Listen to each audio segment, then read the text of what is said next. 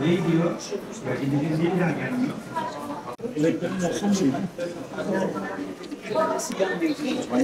Bu zamandan beri. Baksana Erkan abi ne kadar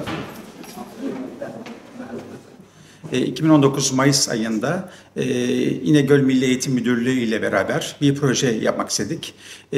Orta öğretim çağındaki öğrencilerimizden ellerinde kullanmadıkları, ellerinde kalan bütün miade geçmiş ilaçları bize getirmeleriyle ilgili bir talep yazısı gönderdik.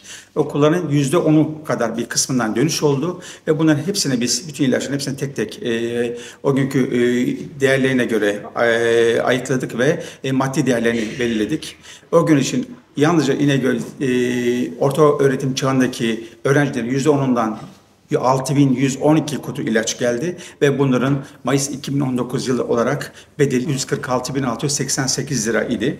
Bugünkü bedelle değerlendirdiğimiz zaman en az 1 milyon liralık gibi bir rakam elde edebileceğini rahatlıkla söyleyebiliriz.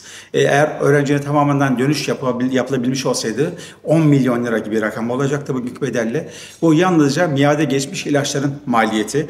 Buna kullanılan fakat miade geçmesine izin vermeyen ilaçları dahil ettiğimizde gerekse sağlık hizmeti kullanmaya bağlı olarak hekim muayeneleri, laboratuvar, röntgen tetkikleri ve bunlarla ilgili rakamlar dahil ettiğimizde ve bütün Türkiye ile bunu kıyasladığımız zaman ortaya çıkan maliyetin ne kadar korkunç olduğunu tahmin edebilirsiniz.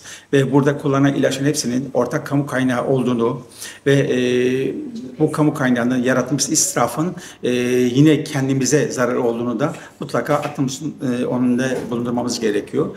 Özellikle ekonomik olarak dünya çapında sıkıntı yaşadığımız bir anda bu rakamları tekrar maliyetine göz almamak amacıyla herkesi gerektiği kadar ilaç kullanmaya davet ediyorum.